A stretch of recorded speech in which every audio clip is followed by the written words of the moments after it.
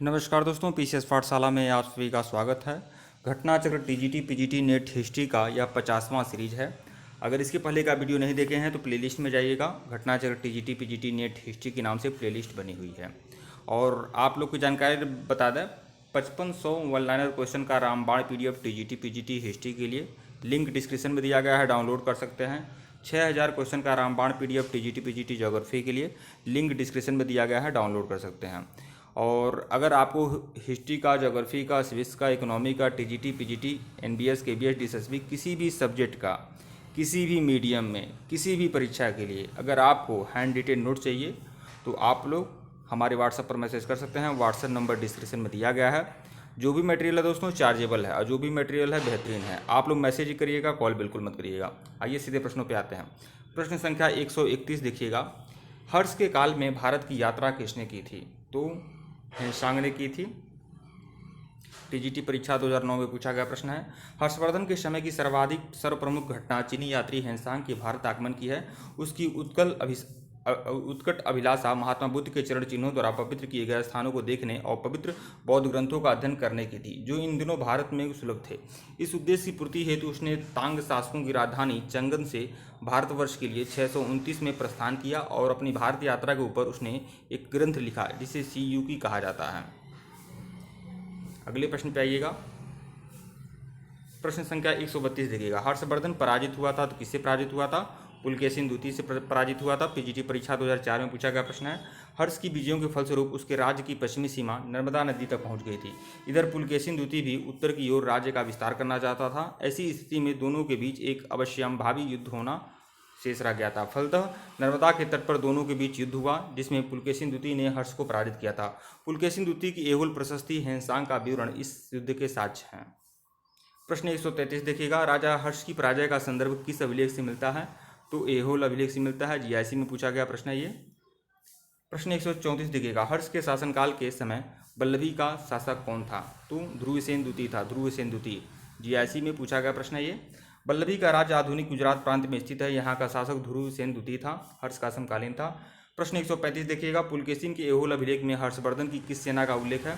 तो किस सेना का उल्लेख है एहोल अभिलेख में? तो हर्षवर्धन की गढ़ सेना का उल्लेख है। पीजीटी परीक्षा 2006 में पूछा गया प्रश्न है। पुलकेशिन के एहोल अभिलेख में हर्षवर्धन की गढ़ सेना का उल्लेख है। हर्ष और पुलकेशिन के बीच यह युद्ध नर्मदा नदी के तट पर हुआ था, जिसमें हर्ष की पराजय हुई थी। हेनसांग ने भी अपनी यात्रा वृत्तांत में इसका उल्लेख किया है। एहोल लेख के रचनाकार जो हैं रवि कीर्ति हैं। पुलकेशिन द्वितीय चालुक्य वंश का सर्वाधिक योग्यवान शक्तिशाली शासक था। पुलकेशिन द्वितीय ने अपने चाचा मंगलेश और उसके समर्थकों की हत्या करके चालुक्य वंश की गद्दी प्राप्त की थी। प्रश्न 136 देखिएगा। पुलकेशिन द्वितीय के एहोल अभिलेख का रचनाकार कौन है? तो रवि कीर्ति है। जीआईसी में पूछा गया प्रश्न है। प्रश्न 137 देखिएगा। पुलकेशिन द्वितीय ने दूतमंडल भेजा था। कहाँ भेजा था? ईरान में। ईरान में दूतमंडल भेजा है पुलकेशिन द्वितीय। पीजीटी परीक्षा 2009 में पूछा गया प्रश्न है। अरबी विद्वान ताबरी के विवरण से ज्ञात होता है कि पुलकेशिन द्वितीय ने अपने शासन के 36वें वर्ष में फारस के शासक अमीर खुसरो खुसरो द्वितीय के दरबार में दूतमंडल भेजा था। प्रश्न 138 देखिएगा। निम्न में से कौन सी रचना हर्ष द्वारा रचित नहीं है? तो हर्षचरित जो है वह हर्ष द्वारा रचित नहीं है। पीजीटी परीक्षा 2009 में पूछा गया प्रश्न है। हर्ष ने 3 नाटकों नागानंद, रत्नावली, प्रियदर्शिका की रचना की थी। हर्ष के जो लेखक थे बाणभट्ट थे। कादम्बरी को संस्कृत साहित्य का श्रेष्ठ उपन्यास माना जाता है। यह भी बाणभट्ट की कृति है। चीनी यात्री हेनसांग ने अपने यात्रा वृत्तांत सीयूकी नाम से संकलित किया है। प्रश्न 139 देखिएगा। निम्नलिखित में से किस महाकवि ने सती प्रथा का विरोध करते हुए आत्महत्या कर ली थी? तो बाणभट्ट ने। बताइए किस महाकवि ने सती प्रथा का विरोध करते हुए आत्महत्या नहीं सॉरी निम्नलिखित में किस महाकवि ने सती प्रथा का विरोध करते हुए इसे आत्महत्या माना? क्षमा चाहेंगे, आत्महत्या माना। तो बाणभट्ट ने इसे आत्महत्या कहा कि सती प्रथा हो रहा है, यह एक आत्महत्या है। तो जीआईसी प्रतियोगिता परीक्षा 2015 में पूछा गया प्रश्न है। बाणभट्ट हर्ष के दरबारी कवि थे जिन्होंने हर्षचरित और कादम्बरी की रचना की थी। बाणभट्ट ने सती प्रथा का विरोध करते हुए इसे आत्महत्या माना है। मेघातिथि ने भी सती प्रथा का विरोध किया है। प्रश्न संख्या 140 देखिएगा। निम्न में से कौन सा नाटक हर्ष द्वारा रचित है? तो देखिए नागानंद, रत्नावली और प्रदर्शिका तीनों हर्ष के द्वारा लिखी गई हैं। तो विकल्प डी जो है वो सही है आपका। हर्ष को संस्कृत के 3 नाटक ग्रंथों का रचनाकार माना जाता है। प्रियदर्शिका, रत्नावली और नागानंद। प्रियदर्शिका 4 अंकों का नाटक है जिसमें वत्सराज उदयन के अंतःपुर की प्रणय कथा का वर्णन है। रत्नावली में भी 4 अंक हैं। यह नाटक वत्सराज उद्यान और उसकी रानी वासव दत्ता की परिचारिका नागरिका की प्रणय कथा का वर्णन है। और नागानंद जो है बौद्ध ग्रंथों से प्रभावित रचना है, इसमें 5 अंक हैं। प्रश्न 141, नागानंद नाटक का लेखक कौन था? तो हर्षवर्धन था। पीजीटी परीक्षा में पूछा गया प्रश्न है। प्रश्न 142 देखिएगा, निम्नलिखित में से कौन सा युग्म सुम्मिलित नहीं है? सुम्मिलित नहीं है ये बताना है। तो रत्नावली सुम्मिलित है, मृच्छकटकम के शुद्रक थे, ये भी सुम्मिलित है। मुद्रा राक्षस के विशाखादत्त हैं, यही आपका सुम्मिलित नहीं है। देवी चंद्रगुप्तम के कौन है? विशाखादत्त है। तो इसमें सही उत्तर क्या होगा? विकल्प सी। मुद्रा राक्षस की रचना विशाखादत्त ने की थी। यह ग्रंथ मौर्य इतिहास मुख्यतः चंद्रगुप्त मौर्य के जीवन पर प्रकाश डालता है। अन्य तीनों युग्म जो हैं सुम्मिलित है। प्रश्न 143 देखिएगा, निम्न में से कौन हर्ष का दरबारी कवि नहीं है? तो बाणभट्ट हैं, दिवाकर हैं, मयूर भी हैं। भौभूति जो है यह हर्ष के दरबारी कवि नहीं है। भौभूति कन्नौज के राजा यशोवर्मन के दरबारी कवि हैं। कन्नौज के राजा यशोवर्मन के दरबारी कवि कौन है? भौभूति। जबकि बाणभट्ट, मयूर और दिवाकर हर्ष के दरबारी कवि हैं। बाणभट्ट हर्ष के प्रमुख दरबारी कवि थे, जिन्होंने हर्षचरित कादंबरी की रचना की थी। सूर्य शतक नामक 100 श्लोकों का संग्रह मयूर ने किया है। और प्रसिद्ध गणितज्ञ ब्रह्मगुप्त का जन्म भी हर्ष के समय में ही हुआ था। प्रश्न 144, कवि बाणभट्ट किस स्थान का रहने वाला था? तो यह कहाँ का रहने वाला थे? यह पाटलिपुत्र मतलब पटना के आसपास के रहने वाले थे, लेकिन यहाँ स्टार बना हुआ है तो देख लेते हैं।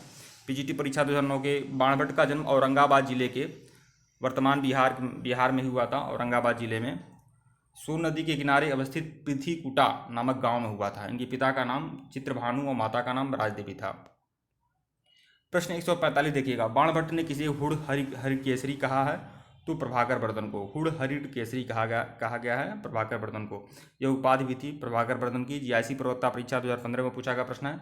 प्रभाकर वर्धन एक शक्तिशाली राजा था। उसकी उपलब्धियों का विवरण बाणभट्ट के हरचरित में इस प्रकार होता है कि वह हुड़ रूपी हिरन के लिए सिंह और सिंधु देश के लिए ज्वर और गुर्जर को चैन से न सोने देने वाला और गंधार रूपी मस्त हाथी के ये चलता हुआ पुकार है। लाट देश की चालाकी का अंत करने वाला है। मालवा देश की लक्ष्मी रूपी लता को काट देने वाली कुठार के समान है। प्रभाकर वर्धन एक अन्य प्रतापशील से दूर दूर तक विख्यात है। प्रतापशील भी उसकी एक उपाधि थी। प्रश्न 146 देखिएगा, चीनी यात्री हेनसांग के नालंदा आगमन पर वहाँ के किस विद्वान आचार्य ने उसका स्वागत किया था? तो शीलभद्र ने स्वागत किया था जब हेनसांग आया था नालंदा। चीनी यात्री हेनसांग हर्षवर्धन के शासनकाल में भारत आता है। 637 ईस्वी में हेनसांग नालंदा विश्वविद्यालय गया। इस समय यहाँ के कुलपति शीलभद्र थे। आचार्य शीलभद्र ने नालंदा आगमन पर उसका स्वागत किया। हेनसांग आचार्य के चरित्र और विद्वता की काफ़ी प्रशंसा करता है। उन्हें सत्य और धर्म का भंडार कहता है। लगभग 1.5 वर्ष तक नालंदा में निवास करके उसने योग शास्त्र का अध्ययन किया। उसके बाद वह कई देश की यात्रा करता है, कांची भी जाता है। यहाँ पर देखिए, वह बंगाल, उड़ीसा, धानकटक होता हुआ कांची पहुंचा। अपनी यात्रा के दौर में हेनसांग पुनः नालंदा गया और वहां उसने व्याख्यान भी दिए थे। प्रश्न 147 देखिएगा, यहाँ पर क्रम लिखना है। तो देखिए, सबसे पहले कौन आता है? मेगस्थनी आता है, फिर फाहियान आता है, फिर हेनसांग आता है, फिर इत सिंह आता है। पीजीटी परीक्षा में पूछा गया प्रश्न है, तो इस तरह से आप लोग सम्मिलित कर सकते हैं। मेगस्थनी सेल्यूकस निकोटर द्वारा चंद्रगुप्त मौर्य की राजसभा में भेजा गया यूनानी राजदूत था। चंद्रगुप्त विक्रमादित्य के शासनकाल में चीनी यात्री फाहियान भारत आया था। 399 से 414 ईस्वी तक वह भारत में रहा।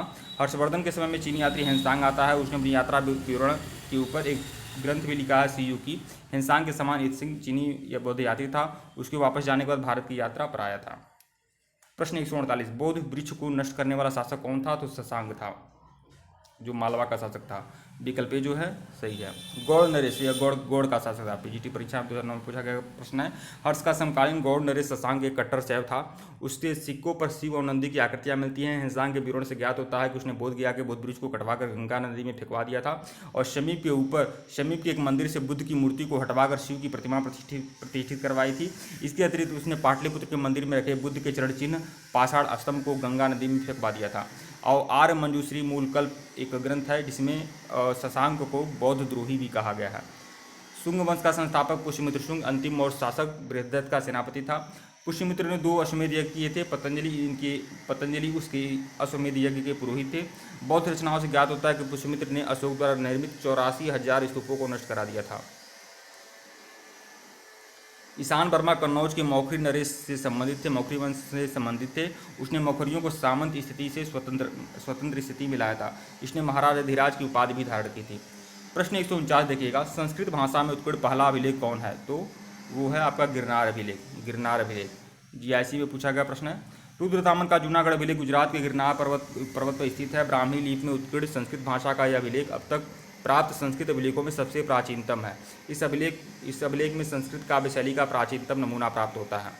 प्रश्न 150 देखिएगा, चालुक्य वंश की राजधानी थी तो वातापी चालुक्य वंश की राजधानी थी। वातापी का आधुनिक नाम जो है वो बादामी है। बीजापुर जिले के वातापी नामक प्राचीन नगर का आधुनिक नाम बादामी है। 6ठी शताब्दी ईसा पूर्व में यह 6ठी शताब्दी ईस्वी में यह चालुक्यों की राजधानी थी। वातापी के चालुक्य राजवंश का वास्तविक संस्थापक जो था पुलकेशिन प्रथम था। प्रश्न 151, अमरावती स्तूप किस जिले में स्थित है? तो यह आपका गुंटूर जिले में स्थित है अमरावती स्तूप। जीआईसी में पूछा गया प्रश्न है। अमरावती स्तूप आंध्र प्रदेश के गुंटूर जिला में स्थित है और लेखों में अमरावती का नाम धान्य कटक मिलता है। प्रश्न 152 देखिएगा, पश्चिमी भारत की शक सत्ता का पूर्णतः, देखिए यहाँ पर कथन और कारण है। तो पश्चिमी भारत की शक सत्ता का पूर्णतः विनाश कर दिया गया और उसका भूभाग गुप्त साम्राज्यों में शामिल कर लिया गया। कारण क्या है? इसने भूमध्य सागरीय क्षेत्रों के साथ भारत के व्यापार को सुगम बना दिया था। तो बिल्कुल इसमें ए और आर दोनों सही हैं। आर एक कथन की सही व्याख्या कर रहा है। तो देखिए यही बात है। केबीएस पीजीटी परीक्षा में पूछा गया प्रश्न है।